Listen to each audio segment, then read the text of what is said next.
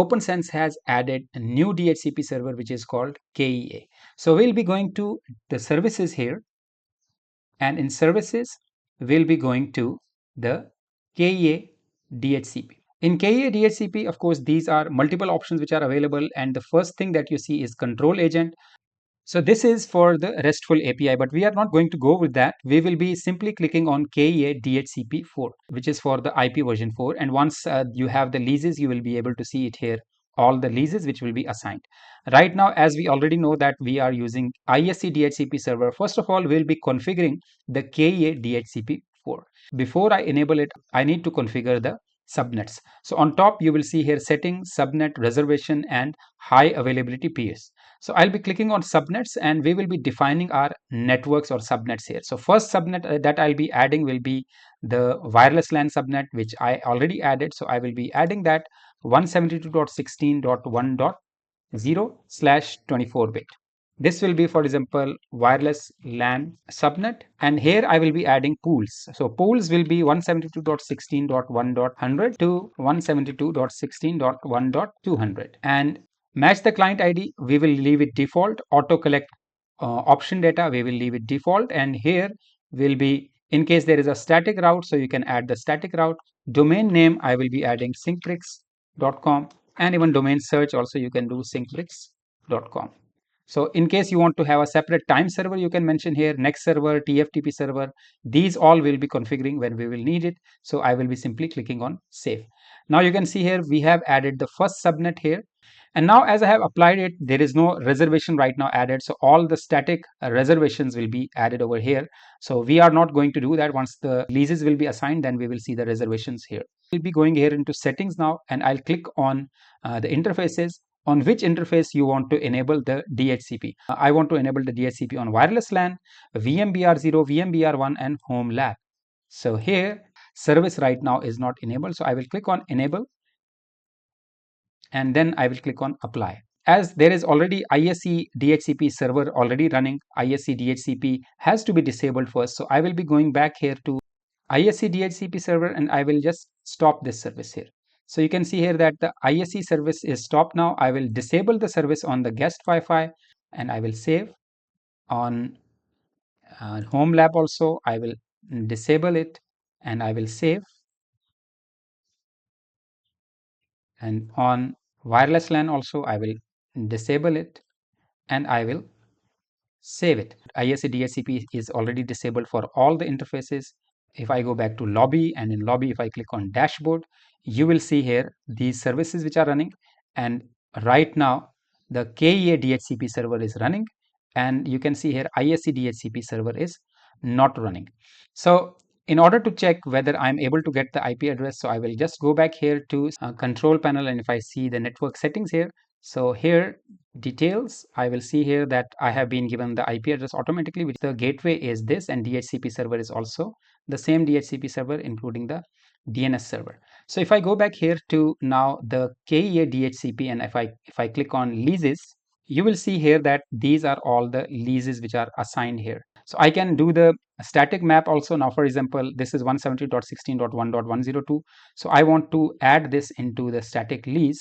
So what I can do, I can simply go here to KEA DHCP, and I can do the reservations, and I can add that reservation over here. So I can choose subnet, and on subnet I can assign, for example, 172.16.1.12, and here I will choose Amjad Zenbook and Amjad's laptop. Here I will be choosing the MAC address of that, whatever the MAC address is there. Let me duplicate this, and I'll show you that.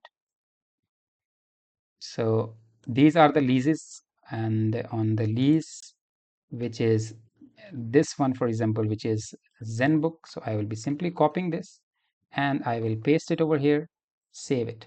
Now this particular IP address will be assigned to my laptop. So this is the static reservation here.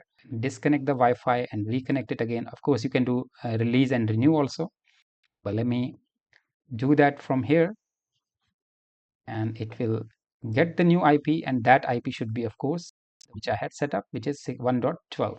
So this way you can see now that the static lease will be assigned. So if I refresh this again, wireless LAN 172.16.1.12, lifetime is 4000 It will not expire. If I go to KEA DHCP and in leases, you will see here these are the leases. And if I go to KEA DHCP, if you enable the interface, of course, on which interfaces you will be enabling that. Of course, we are not going to use this for the WAN. So WAN interface should be unchecked.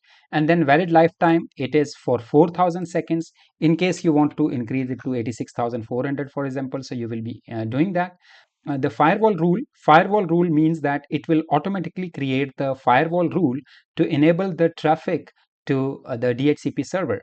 So it will allow home lab, it will allow VMBR0, VMBR1, and so on. So it will create a firewall rule automatically to allow the DHCP traffic. So socket type UDP will of course depend on the network setup, but I will recommend you to go with raw here. And then here is the high availability. If you are using high availability, if you are using multiple servers here, so you will be enabling this particular option here. So I will simply click on apply and settings are applied here. And in reservations, you can see here these are the reservations subnets that we have created. You can also add multiple subnets over here. If you remember, we had the interfaces, so multiple interfaces are there. Of course, the guest has a different interface. We had the home lab also, and that home lab had the static IP of 10.11.12.1.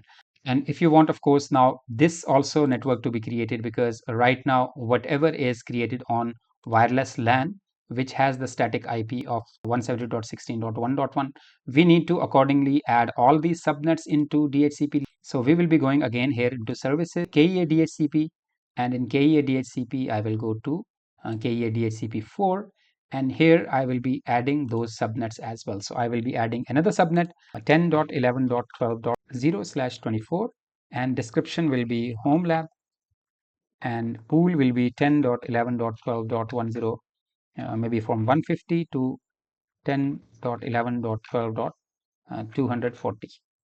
So all other things I will keep a default, and I will simply save it.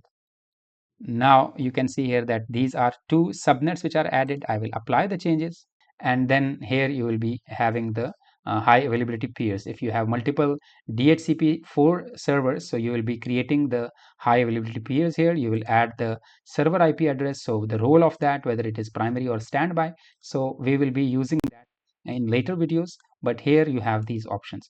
Log file will show you DHCP logs here.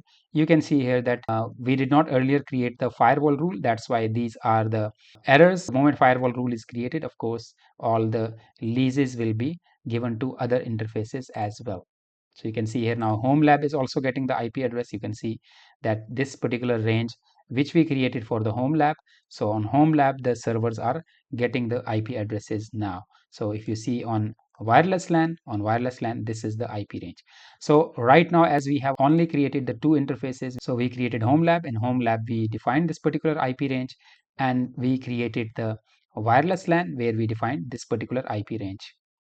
And you can of course add more as well. So for example, if you create the guest Wi-Fi will get this particular IP range. So I can create this one as well. So I will go back to the services. I will go back to KEA DHCP, and I will go to KEA DHCP subnets, and in subnets I will be adding that particular range, which is 50.0/24, and here the guest pool will be guest network, and here I'll be giving 192.168.50.10 to 192.168.50.20. Here you go. So we created 3 subnets now. Of course, you can add more subnets also. So in reservations, I can start adding more reservations here, the DHCP leases, and I will choose my wireless LAN. So here I will just refresh it. My phone should also appear here now. Here you can see this is my iPhone. So I will be copying the MAC address of this. I will be coming back here to KEA DHCP, and I will be going to reservations, and I will add the reservation for this particular MAC address. It will be 10.11.12.13, for example, and the host name will be Amjad iPhone. And I should have added not on this subnet, but it should have been on 170.16. So it will be 170.16.1.13. So I will save the changes here, apply the changes, And let me now disconnect and reconnect my Wi-Fi from the phone. The moment it will reconnect, it will definitely get a new IP. I have got the new IP. If I go back here to Leases DHCP, so you will see here wireless LAN interface 170.16.1.13, which is the IP address for my iPhone. So this was all about KEA DHCP. So we have seen how we can configure the KEA DHCP. We have seen how we can enable the static lease in the KEA DHCP. And now we'll continue to next video where we'll understand all other aspects related to networking in OPNsense.